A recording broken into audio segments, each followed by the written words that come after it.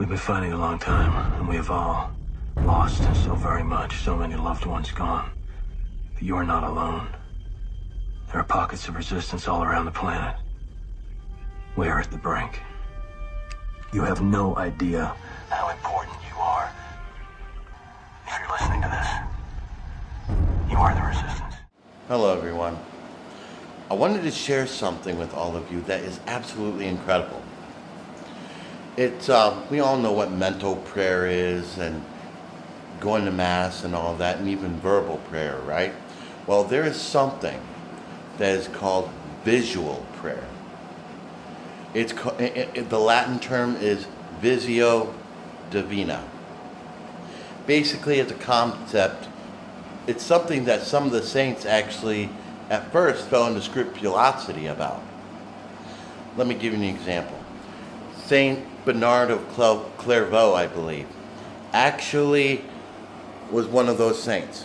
He would admire, he would just look and at a statue or an image of Our Lady, of our Heavenly Mother. He would look at the picture, the sculpture, and just admire her beauty. But more than that, he started to admire her physical female form. The beauty of her female form, the contours, and the form of her body. And he started to feel an actual physical reaction, not concupiscence or lust, none of that. But he was worried that it would lead him into sin, right?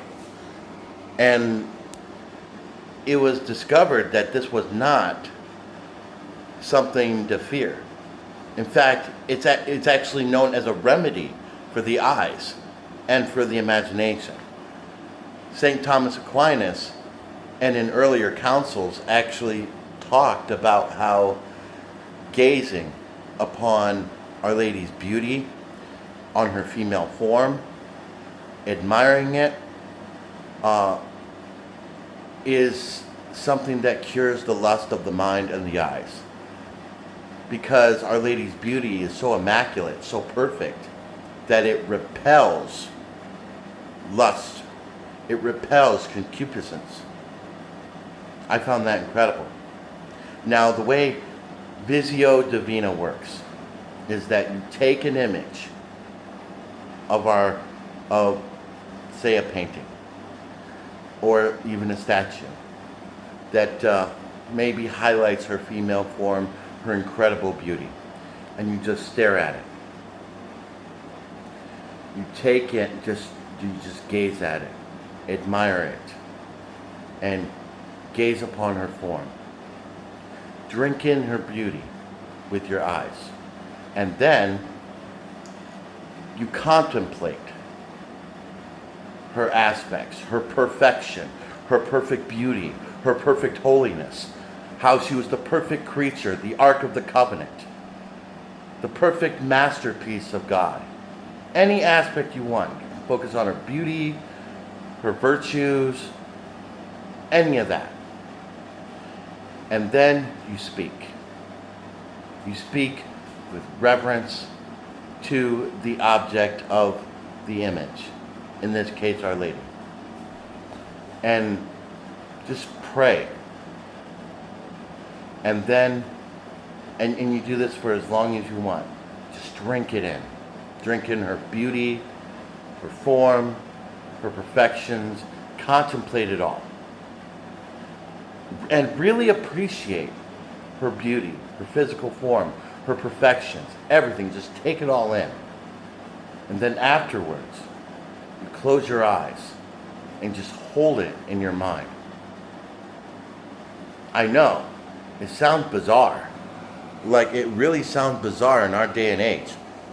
Like, where beauty is something, for a devout Christian, beauty is something to be like, oh, we need to avoid this, right?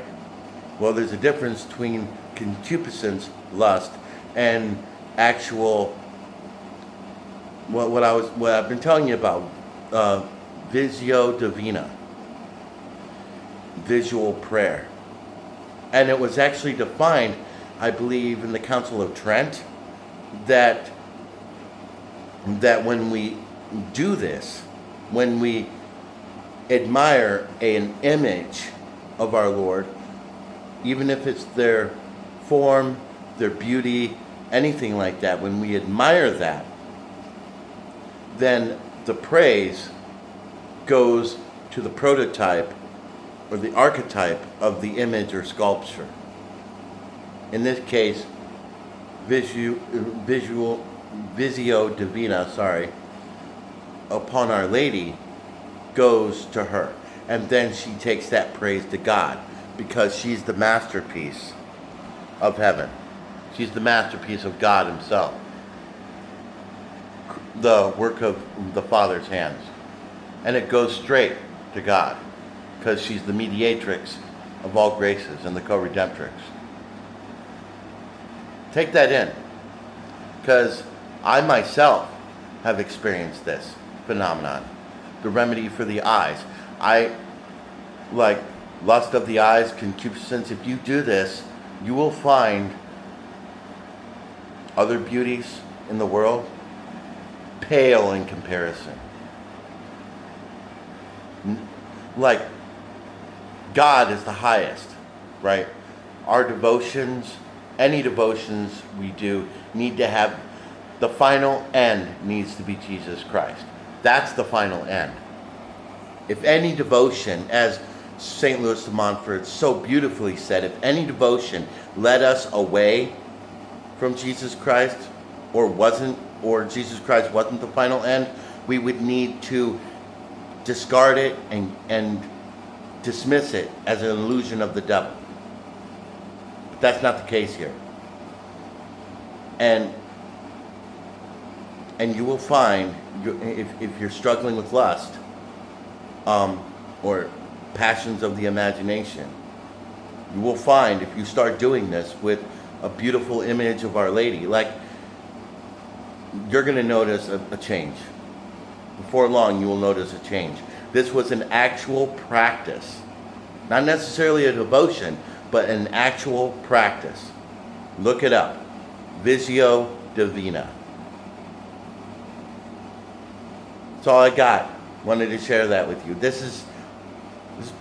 I've never heard of this.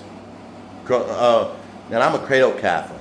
Never really heard of Visio Divina, actually admiring the form of Our Lady, her beauty, even for women admiring the form of our Lord. Like, I've never heard of this. Like, I found it incredible. And when I started doing this, I actually noted a big change, both in my eyes and in my imagination. Concupiscence, lust of the mind and the eyes, you will notice they'll be gone. Maybe not all the way, but I think it was incredible. And it's another way to contemplate Our Lady's beauty. Like how I like to do it, I get a beautiful picture of Our Lady. Her form, her immaculate perfection, her beauty, and just practice visual prayer, like I told you, but with the rosary too. I never feel closer to our mother than during those moments. Anyways, God bless, Godspeed. Say that rosary every day, every single day. We need it. Oh, do we need it now. Pray for President Trump's conversion. He really needs it. God bless. See you on the other side. Courageous and brave. You have nothing to fear. Fight for your mother, the church. You must have zeal today. You must fight for the faith. And don't give others authority they do not possess. You are on the winning side. You have nothing or no one to fear. Be Catholic and be proud of it.